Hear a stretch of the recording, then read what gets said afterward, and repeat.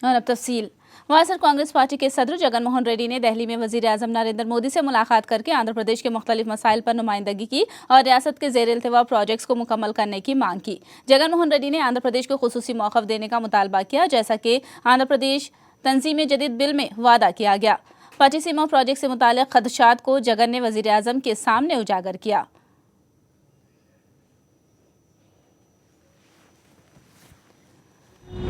Special category status మీద development of backward area backward districts మీద మిగిలిన capital city section 94 industrial development incentives railway Jones ఇవన్నీ కాక అడిషనల్గా ఈసారి నరేంద్ర మోడీ గారిని కలిసిన విషయాలలో పోలవరము పట్టిసీమ ప్రాజెక్టుల గురించి కూడా నరేంద్ర మోడీ గారి దృష్టికి తీసుకొని రావడం జరిగింది. ఏ రకంగా పట్టిసీమ అన్న ప్రాజెక్టు ఏ రకంగా పోలవరం ప్రాజెక్టును కోల్డ్ స్టోరేజ్లో పరేసే పరిస్థితి తీసుకొస్తుందేమో అని మా భయాలు మా అప్రిహెన్షన్స్ తనకు చెప్పడం జరిగింది. ఏ రకంగా పోలవరం ప్రాజెక్టుకు సంబంధించి త్వరితగతిన పూర్తి చేయాల్సిన ఆవశ్యకతను తనకు గుర్తు చేయడం జరిగింది. పట్టిసీమ వస్తే గోదావరి వాటర్ డిస్ప్యూట్ ట్రిబ్యునల్లో మెన్షన్ చేసి ఉన్న ఈ 7E and 7F అన్న ఈ క్లాసెస్ వల్ల ఏ రకంగా మా ప్రాంతానికి ఏ రకంగా ఆంధ్ర రాష్ట్రానికి అన్యాయం జరుగుతుంది అని ఎక్స్ప్లెయిన్ చేయడం జరిగింది. 7E ఏం చెప్తుంది అని అంటే గోదావరి పోలవరం ప్రాజెక్టుతో పూర్తితో సంబంధం లేదు. పోలవరం ప్రాజెక్టు పూర్తి కావాల్సిన పని లేదు. పోలవరం ప్రాజెక్టు పనులు మొదలుపెట్టిన వెంటనే సిడబ్ల్యూసి అనుమతి వచ్చిన వెంటనే 35 టీఎంసీలు నీళ్లు పైన ఉన్న కర్ణాటక మహారాష్ట్రాలు నీళ్లు మనకు ఇవ్వడం మానేస్తాయి. ఒకవైపున పోలవరం ప్రాజెక్టు పరిస్థితి ఇలా ఉంటే పూర్తితో సంబంధం లేకుండా పనులు మొదలుపెట్టిన వెంటనే 35 టీఎంసీలు మన రాష్ట్రానికి రావాల్సిన నీరు ఆగిపోతాయేమో అని భయం ఒకవైపున ఉంటే, మరోవైపున 7F అనే క్లాస్ గోదావరి వాటర్ డిస్ప్యూట్ ట్రిబ్యునల్లోని 7F అనే క్లాస్ ఇంకా డేంజరస్ క్లాస్. ఆ క్లాస్ ఏం చెప్తుంది అని అంటే గోదావరి నుంచి ఇంకా అడిషనల్గా ఎన్ని నీళ్లు మీరు డైవర్ట్ చేస్తారో ఆ డైవర్ట్ చేసిన ఎక్స్ట్రా నీళ్ళల్లో కూడా ప్రపోర్షనేట్గా కర్ణాటక అండ్ మహారాష్ట్రకు కూడా అడిగే హక్కు ఉంటుంది అని చెప్పే క్లాసు. ఈ క్లాసు కూడా చూపించి మాకు భయం వేస్తూ ఉంది, మాకు అప్రిహెన్షన్స్ ఉన్నాయి. ఈ క్లాస్ చూపించి రేపొద్దున పట్టిసీమ ప్రాజెక్టుని చంద్రబాబు నాయుడు గారు ఫౌండేషన్ స్టోన్ వేసాడు. ఇప్పుడు పట్టిసీమ ప్రాజెక్టు చంద్రబాబు నాయుడు గారు ఫౌండేషన్ స్టోన్ వేసాడు కాబట్టి ఈ క్లాస్ చూపించి మరో 35 టీఎంసీలు నీళ్లు మాకు రావాల్సిన నీళ్లు కర్ణాటక మహారాష్ట్రాలు ఆపేస్తాయేమో అని మాకు భయంగా ఉంది అని 7F క్లాస్ కూడా చూపించి ఇటువంటి పరిస్థితుల్లో మా భయాలు ఉన్నాయి కాబట్టి దయవుంచి మా భయాల మధ్య ఈ ప్రాజెక్టు జరుగుతూ ఉంది, మా భయాలను నివృత్తి చేయండి అని చెప్పి తనని రిక్వెస్ట్ చేయడం జరిగింది. गवर्नर ESL नरसिम्हन ने आज दिल्ली में मरकजी वजीर दाखिला राजनाथ सिंह से मुलाकात की। राजनाथ सिंह से मुलाकात के बाद नरसिम्हन ने मीडिया से बात की और राजनाथ सिंह से मुलाकात को मामूल की मुलाकात करार दिया। मीडिया के नुमाइंदों ने तेलंगाना असेंबली में हंगामा आराई और हैदराबाद के लॉ एंड ऑर्डर के इख्तियारात के बारे में सवालात किए। नरसिम्हन ने कहा तेलंगाना और आंध्र प्रदेश तरक्की की राह पर गामजन है और साल के इख्तिताम पर इसके बेहतर नताइज सामने आएंगे।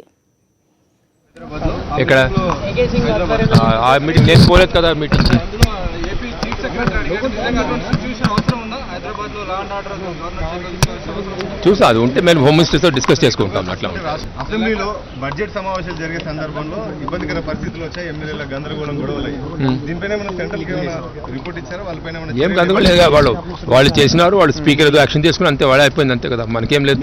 కంప్లైంట్ చేయడం జరిగింది తెలంగాణ టీడీపీకి సంబంధించి అది చెప్పారు. బట్ మెయిన్ థింగ్ హౌస్ లో స్పీకర్ సుప్రీం కదా, there is nothing that we can do about it. ఎవరు కలుస్తారు, మిమ్మల్ని కలిసాను అంతే కదా, వేసి మళ్ళీ అంతే ప్రెస్ వాళ్ళు కలిసారు చెప్పి అంతే. ఓకే, ఇంకా 10 నెలలు పూర్తి కాలేదు కదా, ఇంకొంది కదా. బాగుందండి, there is no problem. Law and order has been quite stable. and both the states are progressing well on their development programs. They are moving forward in their own ways, and by end of the year I do hope that we will see some very good results on the ground in both Andhra Pradesh and Telangana. AP reorganisation act లో చాలా disputes వస్తున్నాయి sir. 10th schedule సంబంధించిన వాటిలో AP and వాటి మీద discussion జరిగింది. And only మాట్లాడుకొని we'll sort it out by through the mode of dialogue. There is a pertinent act, and based on the act and based on our discussions we'll sort out all the problems. There will be no problems. ఏం గొడవ ఏం జరిగింది? గొడవలు ఏం జరిగింది? Andhra Pradesh advocates ఏర్పాటు చేయాలని తెలంగాణ వరకు తెలంగాణలో ఏర్పాటు చేయాలని చెప్పి అడుగుతున్నారు. కోర్టులో ఒక యాక్ట్లో ఒక ఇచ్చారు, ప్రావధానం ఇచ్చారు. According to act we will do whatever is necessary according to that. Sir, any directions from central government? GHMC के वोटों की असरनो हदबंदी के बाद भी इंतखाबात की तारीख का ऐलान किया जाएगा। तेलंगाना हुकूमत ने हाई कोर्ट को इस बात से वाकिफ कराया। तेलंगाना हुकूमत के एडवोकेट जनरल ने कोर्ट को बताया कि हुकूमत बल्कि हलकों की तादाद 200 तक बढ़ाने पर गौर कर रही है। हुकूमत ने कहा कि इस अमल के पूरा होने के लिए 200 दिन दरकार हैं। इसके अलावा हुकूमत ने वाज़ेह किया कि हदबंदी का अमल शुरू किया जा चुका है। तेलंगाना हुकूमत ने बल्दी इंतखाबात दिसंबर से कबल मुनाकिद करने का तयक़ुन दिया। हुकूमत ने हल्फनामे में IAS अहदेदारों की तकसीम से भी इंतखाबी अमल में ताखिर होने का तस्करा किया, लेकिन कोर्ट ने वाज़ेह किया कि इंतखाबात के लिए इतनी मोहलत नहीं दी जा सकती। जामा तफसीलात के साथ एक और काउंटर अगले हफ्ते दाखिल करने की कोर्ट ने हुकूमत को हिदायत दी है। जीएचएमसी इंतखाबात से मुताल्लिक़ पिटीशन पर कोर्ट ने सुनवाई अगले पीर तक मुलतवी कर दी है। दूसरी जानिब हुकूमत के हल्फनामे पर राय जाहिर करने के लिए दरख्वास्त गुजार को कोर्ट ने हिदायत दी है। वाईएस जगन ने मुझे नई सियासी जिंदगी दी है। वाईएसआर कांग्रेस पार्टी के लीडर पिल्ली सुभाष चंद्र बोस ने ये बात कही। वाईएसआर कांग्रेस के दोनों MLCs पिल्ली सुभाष और वीरभद्र स्वामी को कौंसिल चेयरमैन चक्रपाणी ने ओहदे और राजदारी का हल्फ दिलाया। MLC मुंतखब होने पर उन्होंने वाईएस जगन और पार्टी MLAs का शुक्रिया अदा किया। पिल्ली ने कहा कि वादों को फरामोश करने वाली तेलुगु देशम हुकूमत को कौंसिल में घेरेंगे। రాజకీయ పునర్జన్మించారు జగన్మోహన్ రెడ్డి గారు. This is a golden opportunity for me. నేను 3 టర్మ్లు శాసనసభ సభ్యునిగా ఎన్నికైన సుదీర్ఘమైనటువంటి అనుభవం ఉంది. ప్రజా సమస్యల మీద స్పందిస్తూ మరి అధికారంలోకి రావడానికి తెలుగుదేశం ప్రభుత్వం ఏ అయితే ప్రజలకు వాగ్దానాలు చేసిందో ఆ వాగ్దానాలన్నీ కూడా దాదాపుగా విస్మరించి ఈరోజు యథేచ్ఛగా పరిపాలించడానికి కావాల్సినటువంటి స్వేచ్ఛను కోరుకుంటూ ఉన్నారు. మరి ప్రజలకు ప్రశ్నించే తీరు అలవాటైంది. మరి ఇచ్చిన మాట నిలబెట్టుకోకుండా, అన్న మాటలు అమలు చేయకుండా మరి యథేచ్ఛగా పరిపాలించడానికి స్వేచ్ఛను కోరుకుంటే దానికి ప్రజలు తప్పకుండా గుణపాఠం చెప్తారు. మేము కూడా మా పార్టీ తరఫున శాసనమండలిలో నిలదీస్తామని ఈ సందర్భంగా మీ అందరి దృష్టికి మరి తీసుకొస్తూ ఉన్నాం. గతంలో శాసనసభ్యునిగా, శాసనమండలి సభ్యునిగా, జిల్లా పార్టీ అధ్యక్షునిగా ఉన్న అనుభవంతో విజయనగరం జిల్లాలో ఇప్పటికే మా శాసనసభ్యులు, ఇతర ప్రజాప్రతినిధులు చేస్తున్న కార్యక్రమాల్లో నేను కూడా పాల్గొంటానని, రానున్న కాలంలో ప్రజా సమస్యలు ప్రభుత్వం దృష్టిలోకి తీసుకెళ్ళడానికి కృషి చేస్తాను. खानसाज कौंसिल के रुकने की हैसियत से तेलुगु देशम पार्टी से ताल्लुक़ रखने वाले 9 मुंतखबा अराकीन ने भी ओहदे और राजदारी का हल्फ लिया। हल्फ लेने वालों में VVV चौधरी, गुंडू सुधारानी और AS रामकृष्णा शामिल हैं। तमाम अराकीन ने उन्हें मौका देने पर चंद्रबाबू नायडू का शुक्रिया अदा किया। तमाम अराकीन ने अवाम के भरोसे को कायम रखने का अज़्म ज़ाहिर किया।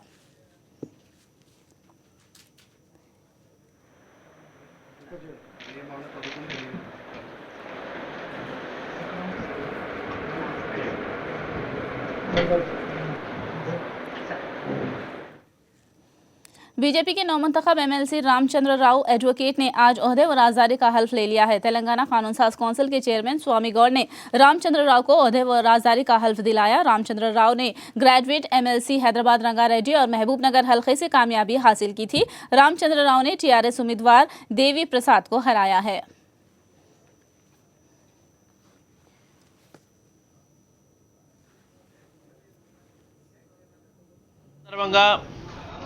నేను ఈ 3 జిల్లాల పట్టభద్రులందరికీ కూడా నన్ను ఎన్నుకున్నందుకు వారందరికీ పేరు పేరున నేను కృతజ్ఞతలు తెలుపుతా ఉన్నాను.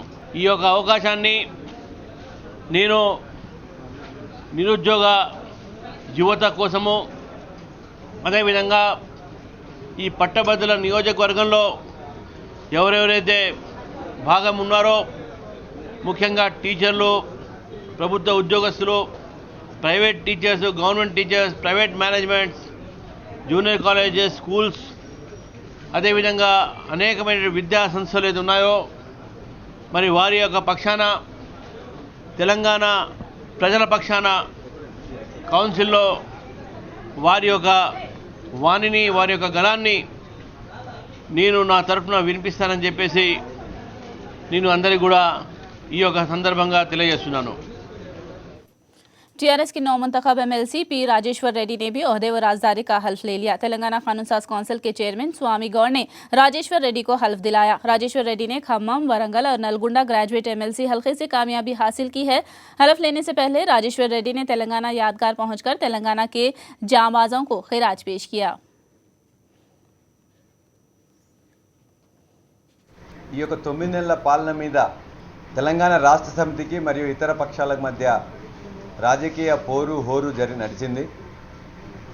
మేము గత ఎన్నికల కంటే, గత పట్టభద్రుల ఎన్నిక కంటే ఈ ఎన్నికల్లో పోలింగ్ శాతం పెంచడానికి కృషి చేసినాం. అయిన పోలింగ్లో కూడా ఎక్కువ శాతం ఓటు రావడానికి కూడా ఈ రోజున మా యొక్క పాలన, తెలంగాణ రాష్ట్ర సమితి పాలన దోహదపడ్డదని చెప్పేసి భావిస్తున్నాం. రెండో విషయం, 9 నెలల క్రితం తెలంగాణ వచ్చిన తర్వాత జరిగిన ఎన్నికల్లో కంటే కూడా ఈ ఎన్నికల్లో మా యొక్క పర్సంటేజ్ పెరగడం, అనేక అపోహలు, అసత్యాలు అన్ని ప్రతిపక్షాలు కలిసి ప్రచారం చేసిన వివేచన కలిగిన పట్టభద్రులు స్పష్టమైన తీర్పు అనేది మొదటి ప్రాధాన్యంలో దరిదాపుగా 13,000 మెజార్టీ ఉంటే అదే మెజార్టీని రెండో ప్రాధాన్యంలో కూడా కొనసాగించి ఒక అద్భుతమైన విజయాన్ని తెలంగాణ రాష్ట్ర సమితికి అందించినందుకు మరొక్కసారి వారికి నా యొక్క కృతజ్ఞతలు, ధన్యవాదాలు తెలియజేస్తున్నాను. कानून साज काउंसिल के पास हंगामा बर्पा हो गया। तेलुगुदेशम और वायएसआर कांग्रेस के कारकुनों में झड़पें हुई। एमएलसी के लिए हल्फ बर्दारी के हवाले से दोनों पार्टियों के कारकुनों का आमना सामना हुआ। दोनों ग्रुपों की जानिब से नारेबाजी की गई, जिसके बाद बहस और तकरार की नौबत आई। पुलिस ने फौरी मुदाखलत करते हुए दोनों ग्रुपों को समझा बुझाकर हालात को काबू में कर लिया।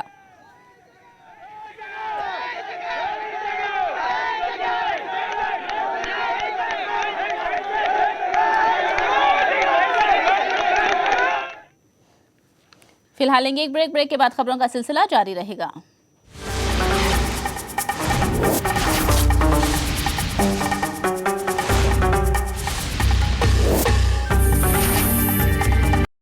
साक्षी खबर में दोबारा आपका इस्तकबाल है। कांग्रेस के कायदीन और कारकुनों ने आज वायएसआर कांग्रेस पार्टी में शमूलियत इख्तियार की। हैदराबाद सिटी कांग्रेस अक़लियती सेल के नायब सदर अजीज अहमद ने अपने हामियों के साथ जुलूस की शक्ल में लोटस पॉइंट पहुंचकर पार्टी के तेलंगाना के जनरल सेक्रेटरी मतीन मुजद्ददी की क़यादत में वायएसआर कांग्रेस पार्टी में शमूलियत इख्तियार की। अजीज अहमद ने कहा कि वायएसआर ने अक़लियतों की तरक्की के लिए जो इक़दाम किए थे उसे भुलाया नहीं जा सकता।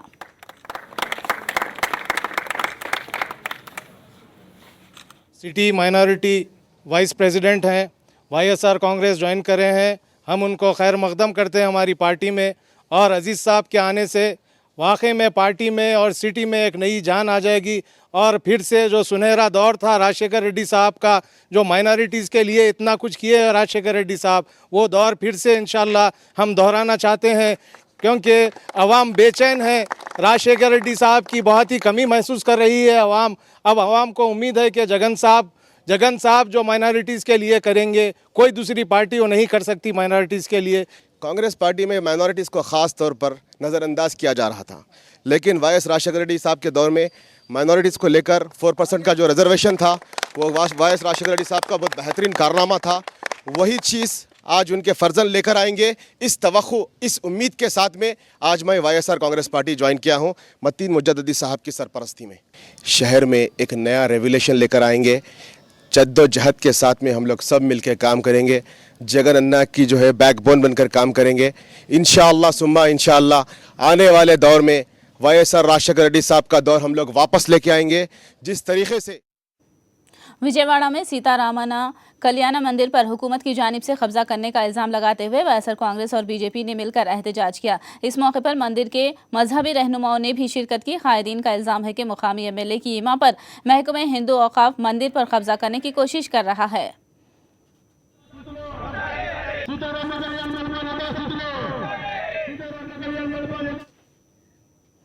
जुड़े सर वाली जुड़वा बहनें वीना वानी के सर अलहदा करने के लिए लंदन के डॉक्टरों ने शेड्यूल जारी किया है। ऑपरेशन के लिए 10 करोड़ रुपए की लागत आने का इम्कान है। वीना वानी के मामले को तेलंगाना हुकूमत से रुजू किया गया है। सरकारी मंजूरी के बाद लंदन में वीना वानी के ऑपरेशन के लिए राह हमवार हो जाएगी।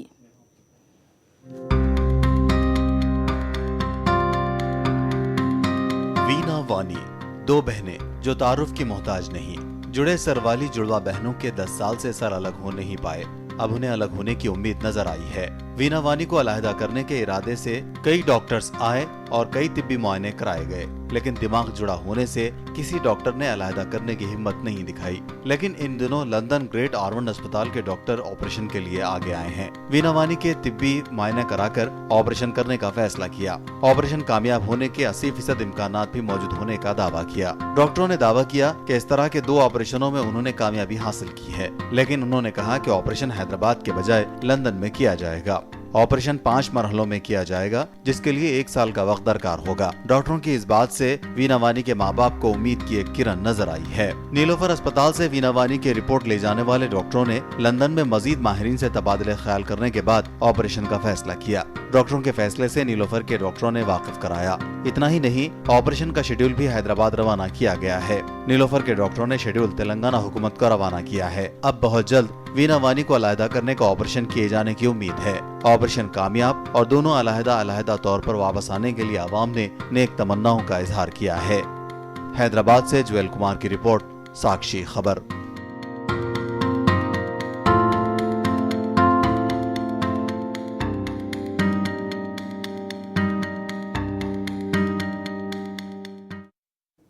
एपी के वजीर सेहत कामिनेनी श्रीनिवास ने मशरकी गोदावरी जिले का दौरा किया। दौरे के दौरान उन्होंने काकीनाडा सरकारी अस्पताल में शब बसरी की। वजीर की आमद के पेश नज़र अस्पताली अमले ने अस्पताल का इहाते को साफ सुथरा बना दिया और रंग रोगन किया गया। मजमूई तौर पर वजीर ने अस्पताली माहौल पर इत्मीनान का इजहार किया। हर रोज इसी तरह के माहौल को यकीनी बनाने का वजीर ने मशवरा दिया। वजीर एसी कमरे में आराम कर रहे थे तो उसी वक्त मरीजों की नींद फैन के बगैर मच्छरों ने हराम कर रखी थी। अस्पताल के बेशतर वार्डों की हालत ऐसी ही है। वार्डों में फैन कारकर्द नहीं है। मरीजों को रिश्तेदारों की जानिब से लाए गए दस्ती पंखों पर ही इक्तफा करना पड़ता है। मरीजों का कहना है कि अस्पताल की हालत कुछ दिनों से ऐसी ही है और मच्छरों के मसाइल को कोई हल करने वाला नहीं है। ఫ్యాన్ అసలు తిరగట్లేదు సార్. చెప్పిన ఎవరో పట్టించుకోరు సార్. అది ఫ్యాన్ల గురించి సార్ మేము ఎప్పుడే 3 days అవుతుంది సార్ వచ్చి. 3 days కూడా అంతే సార్. విసిరుకోవడమే సార్. రాత్రి మామూలు సార్. ఎందుకంటే ఫేస్ని ఫ్యాన్ లేనిది వాళ్ళు పడుకుంటే దోమలు అవ్వదు కదా సార్. విసిరుకోవడమే సార్. సరిగ్గా లైట్లు కూడా లేవండి. దోమలు ఎక్కువగా ఉన్నాయండి. అడిగారా ఫ్యాన్ అయ్యమని? ఏం తెలియదండి మరి. ఎలా ఉంటున్నారు మీరు? అలాగే ఉంటున్నాండి. ఇసురికినే చిన్న పాప కూడా ఉంది కదా. దోమలు తక్కువ వేస్తున్నాయండి. దోమలు చెప్పకుండా సర్ప్రైజ్కి వెళ్తే హాస్పిటల్లో మనం ఎక్స్పెక్ట్ చేసినట్టు ఉంటుందా? మారాలి తప్పకుండా. కానీ చెప్పి వెళ్తే అదే హాస్పిటల్ నీట్గా ఉంటుంది. ఇవాళ నేను ఈ హాస్పిటల్కి వచ్చాను, నాకు తెలిసి రోజు ఇట్లా ఉంటుందని నేను కూడా అనుకోవట్లేదు. కానీ ఇట్లా ఉంచడానికి ఎక్స్ట్రాగా ఖర్చు ఏం లేదు. చాలా గైడ్లైన్స్ పెట్టింది. అనుకున్నంత నాకు రాలేదు కాబట్టి నేను వచ్చి ఇవాళ చూస్తే అందరికీ వాళ్ళకే అనిపిస్తుంది, అవును ఇంత బాగా చేసాం, రోజు ఇట్లా ఎందుకు చేయకూడదు అనేది హాస్పిటల్ అడ్మినిస్ట్రేషన్ ఉంటుంది. అలాగే ప్రతి హాస్పిటల్లో కూడా దీన్ని ఒక స్పిరిట్గా తీసుకుని చేస్తారనే ఉద్దేశంతోనే ఉన్నాను.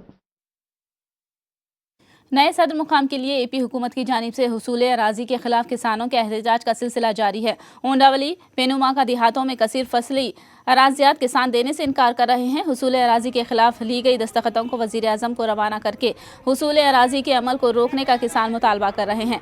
किसानों का इल्ज़ाम है कि उनकी इजाज़त के बगैर जरखेज़ अराजी हुकूमत हासिल कर रही है।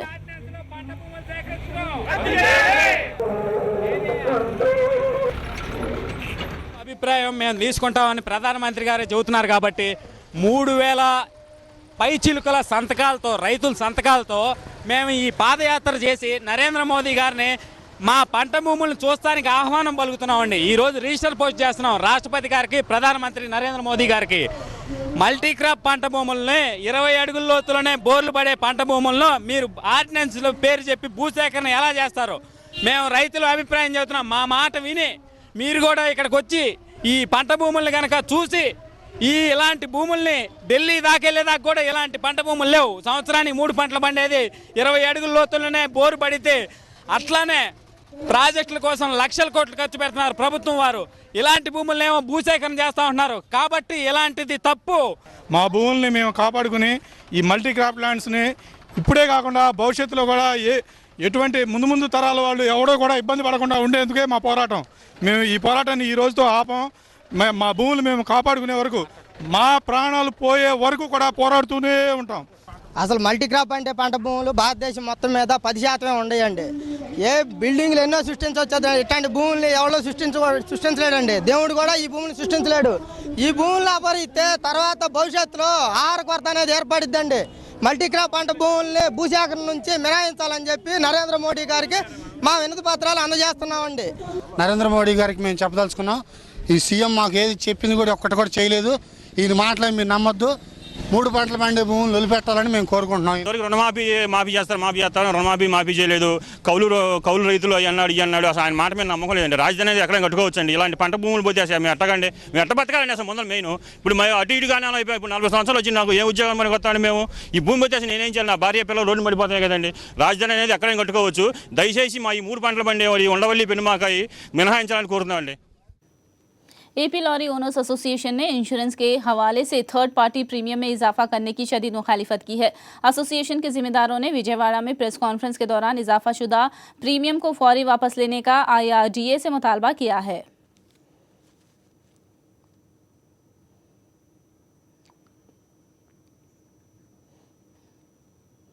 हैदराबाद में आज दोपहर होने वाली गैर मौसमी बारिश ने आम जिंदगी को मुतासिर किया। दोपहर होने वाली मूसलाधार बारिश से नशीबी इलाके ज़ेरे आब आ गए और शहर के अहम मकामात पर ट्रैफिक निज़ाम दरहम बरहम होकर रह गया और शहर के बाज़ मकामात पर बिजली की सप्लाई में खलल पड़ा। इम्तिहानात लिखने वाले तलबा को मुश्किलात पेश आईं।